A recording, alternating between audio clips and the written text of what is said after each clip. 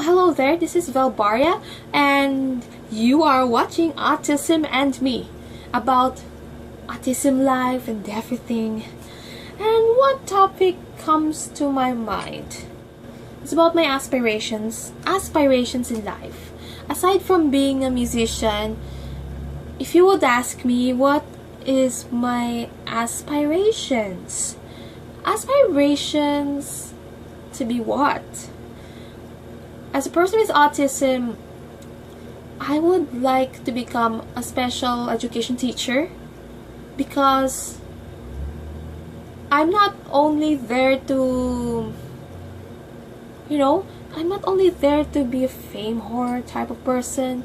The reason why I chose this profession because I was inspired by my relative, by my auntie, who is a school teacher in Cebu, happens to be my grandma's sibling.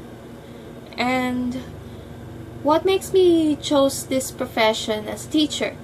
I dream of being a teacher because I realized that my voice of being a teacher can be proven, can be more renowned. And they told me that I can be more of a university professor. And after one of my Facebook friend commented on one of my status about personal struggles and appreciation and fighting for the right to do whatever I want, or liberation thing, he commented that I am more, that kind of post makes me have the worth of a university professor. And the reason why I'm willing to become a special education teacher is to get to know more about autism community, and that will be my major community work as community achiever as well. And another aspiration that I have is to become a diplomat. What is diplomat? A diplomat who has connections and negotiations with the foreign countries, and my brother told me it's more of a foreign policy, and I don't see any autistic diplomats at all. But anyway, comment me, judge me with my answer. Going back, diplomacy makes me want to communicate with other people around the world, across the country, different parts of the world, and that makes me want to learn many languages as possible. And at the same time, I aspired myself to become a polyglot because I cannot just speak 2 languages at all. And I believe that the more languages you learn, the more communication you can have in an easy process. Because let's say if I go to Ukraine, not all Ukrainians can speak English. They sometimes spoke Ukrainian or Russian, so I could sometimes have to learn their own language, which is Ukrainian, to respect their culture and nationalism. Of course, when I go to, let's say, go to Croatia, not all people can speak English there as well. So you have to learn their native language, their national language, Croatian. Even just a conversational thing will do. And the reason why I wanted to become a polyglot is because I wanted to become a interpreter, and I will not have any problem to speak with a native speaker of that particular language, say Russian, Turkish, Italian, French, Spanish, German. If I'm not that fluent enough for now, then I can read a speech in that language, in those languages I've mentioned. As long as you can read the text, then you're on the go to get appreciated as well. So, how many aspiring dreams I have so far? Teacher, diplomat, a polyglot interpreter. 4th is well, after I've heard from my bestie Joshua that HR is freaking hard. Hard? Because I have a hard time to communicate with people because they have many lives to portray. Anyway, I don't feel that I can be an HR person, but I have another dream in particular is to pursue a career in modeling. I'm maybe too rude for my looks, but I will be confident enough that honestly, I love art nudes. Sorry to say. Did I say that? Oh, I'm sorry. Yeah, honestly speaking, just don't judge me. You know why? Because I honestly got insecure about myself. My body, weight, height, everything, looks, appearance. Because I want to celebrate human beauty. You know, one of the radio DJs opened about that. I've heard of that. If you do the nada for art's sake, why not? Then if you do it for an Instagram thing, show your body, come on, not too much, baby. Control it. Yeah, that's a side note. And going back, yeah, I want to become a model for photo, for art, artistic, de nada, artistic nude. Sorry, it's quite too risky, isn't it? Sorry. But let's be honest, let's face it. Yeah, unless you're open-minded enough. And I want to be a model for plus-size clothing. Yay! You know what's my size? Size 14 to 16. It's because of my wide hips. Why modeling? Why? One of my Ukrainian friend who happened to be 12 years older, my senior, told me that my body is very beautiful and my body is very positive and my body is very beautiful and I should content about it, I should love it. And for me, being modeling is therapeutic in my part because that's where you express your pose. And another thing why thinking of art modeling, because that also celebrated human beauty. That's not really too pornographic. That's quite a different story. Come on. Don't be too green-minded at all. Yeah. Yeah. You know, for me, modeling will give me a lot of confidence and will give me a lot of lessons, conveying of emotions, everything, and you are the canvas. And why art modeling? Because, you know, I was inspired by one of the nude model, Rosa Brigid, from Model Society. And I was so amazed that, oh God, I was so amazed that she's so confident in her body and very happy about it. And she was also being bullied because of her appearance or something. And one thing that I felt in that kind of feeling is her determination, dedication to the profession. Because not all people can do that, because it might be affected in their religion or something, or reputation, conservatism. Yeah, I respect that, but of course, let's face it, it's a different story. But you know, if you have, there are countries that you are not allowed to do that, yes. There are countries that are okay with that and open with that, but if they said you're not allowed to do that, then accept it. Because it's the respect that counts, and that's the reputation that still counts. Yeah.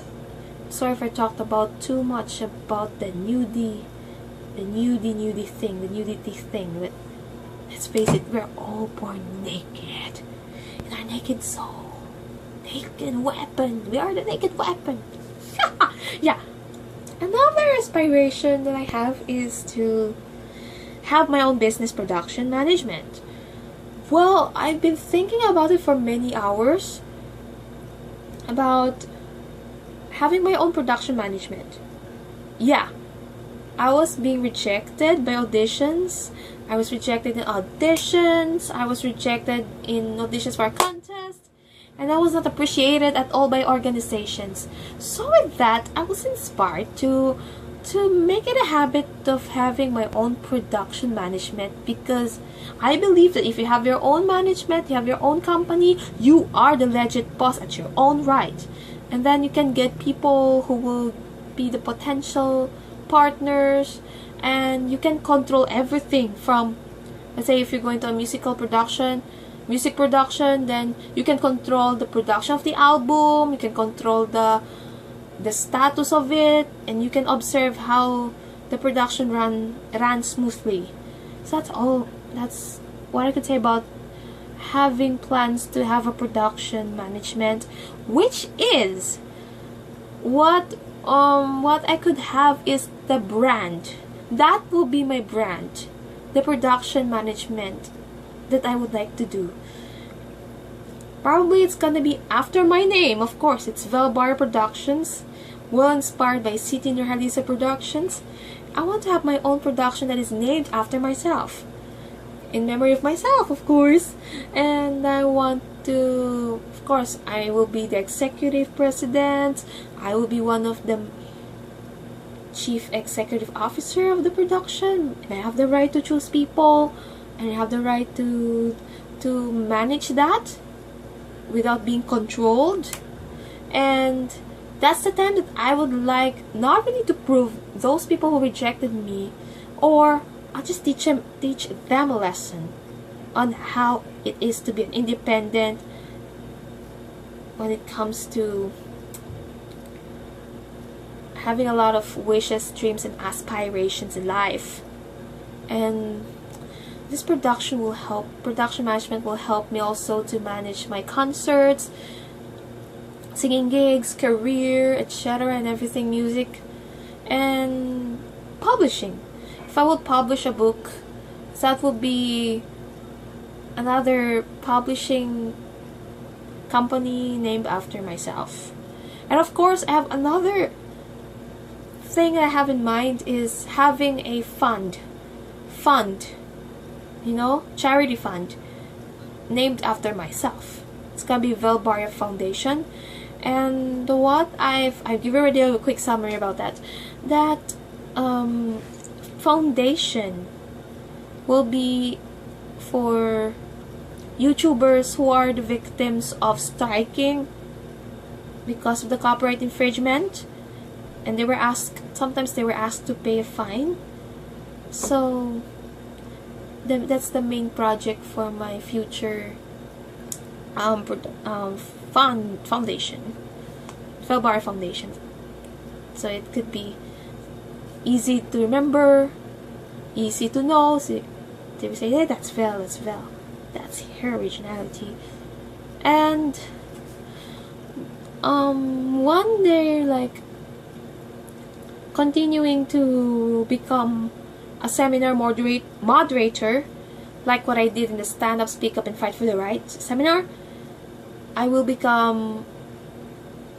likely to become a coordinator as well, and ask the officers if the audiences are receptive enough, the audiences are enough, attendance, the flow, sound system, the venue, and everything.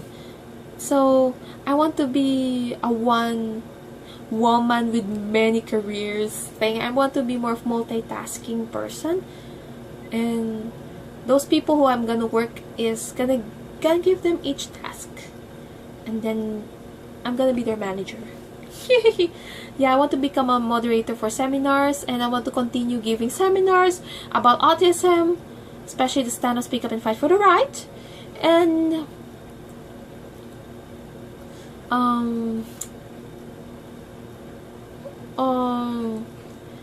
and to become moderator for seminars for other PWDs.